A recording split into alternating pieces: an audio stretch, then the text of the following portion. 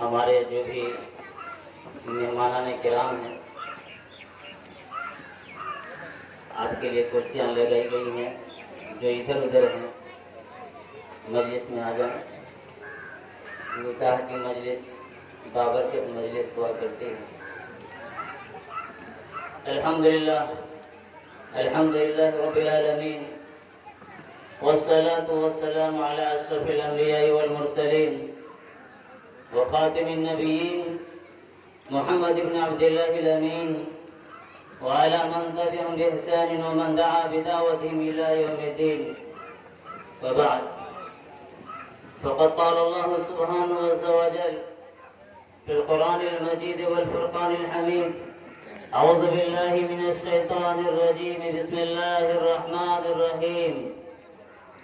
يا أيها الناس اتقوا ربكم الذي خلقكم من نفس واحدة وخلق منها زوجها وبث منهما رجالا كثيرا ونساء واتقوا الله الذي تساءلون به والأرحام إن الله كان عليكم رقيبا. وقال: يا أيها الذين آمنوا اتقوا الله حق تقاته ولا تموتن إلا وأنتم مسلمون. وقال: يا أيها الذين آمنوا اتقوا الله وقولوا قولا سديدا يصلح لكم أعمالكم ويغفر لكم ذنوبكم ومن يطع الله ورسوله فقد فاز فوزا عظيما. صدق الله العلي العظيم. وقال النبي صلى الله عليه وسلم: النكاح من سنتي. وقال: فمن رغب عن سنتي فليس مني.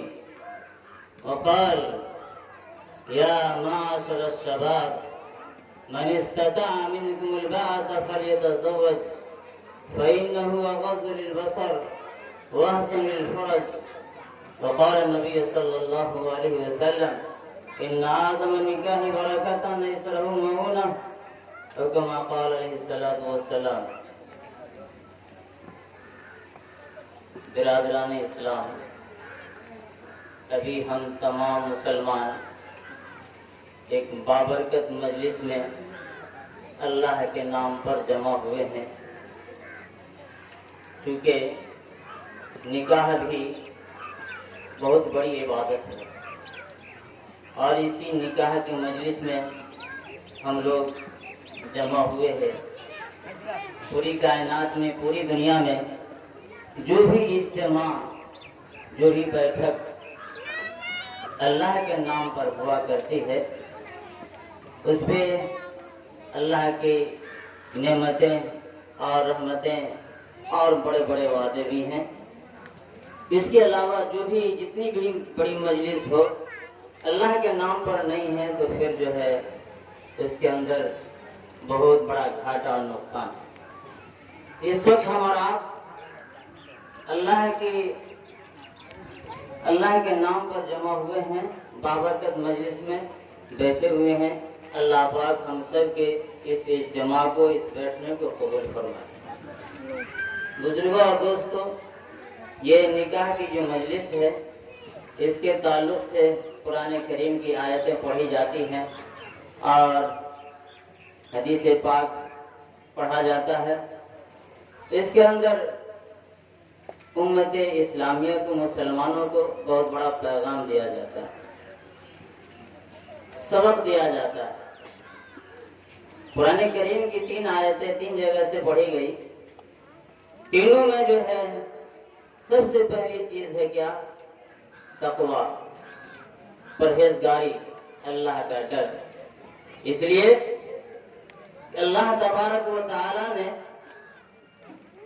ہم تمام مسلمانوں کو اشرف المخلوقات بنایا، اور اشرف المخلوقات بنایا ہی ہے، اس کے ساتھ ساتھ ایمان جیسی عظیم دولت سے نوازا ہے. ایمان ہی دنیا کی بنیاد ہے. ایمان ختم تو دنیا ختم.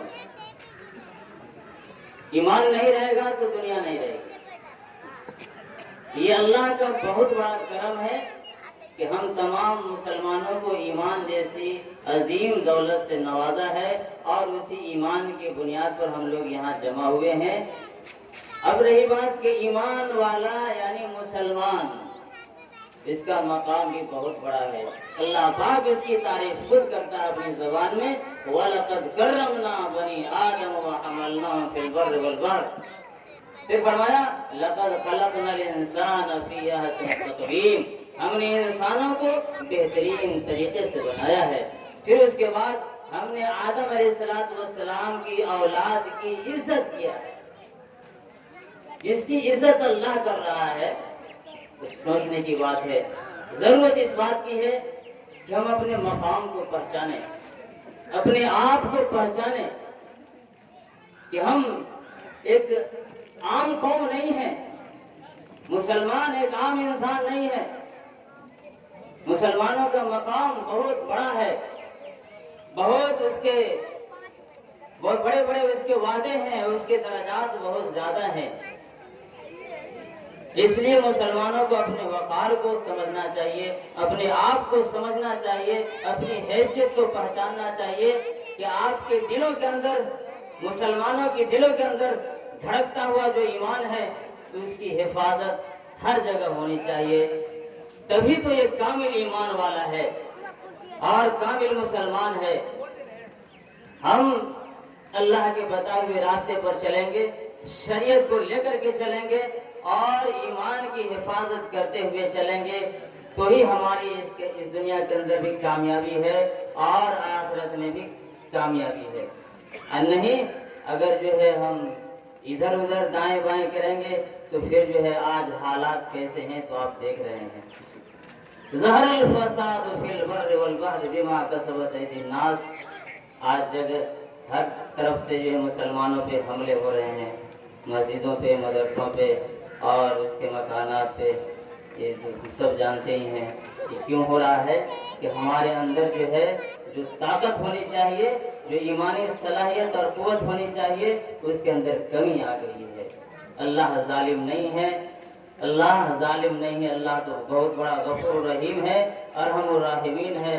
ایک شاعر کہتا ہے آیا یورش تاتار کے فسانے سے، پاسواں مل گئے کعبے کو صنم خانے سے۔ تاتاری قوم تھی، ایک تاتاری قوم تھی جو مسلمانوں کو کاٹ مار کیا تھا، گاجر مولی کی طرح کاٹا تھا، لاشوں کی ڈھیر لگ گئی تھی، خون کی ندیاں بہ گئی تھی اور ایسی بیماری اس کی وجہ سے پھیل گئی کہ سانس لینا مشکل ہو گیا تھا۔ لیکن اللہ پاک نے اسی تاتاری قوم کو ہدایت دے دیا، اسلام سے نواز دیا۔ تو ہم سب مسلمان ہیں، ہم اللہ کا کام کریں گے تو اللہ پاک ہم کو اور بڑھائے گا، ہماری عزت کرے گا اور ہماری حفاظت کرے گا۔ ہم اللہ کا کام نہیں کریں گے تو پھر جو ہمیں ہٹا دے گا اور دوسری قوم کو لا کھڑا کر دے گا۔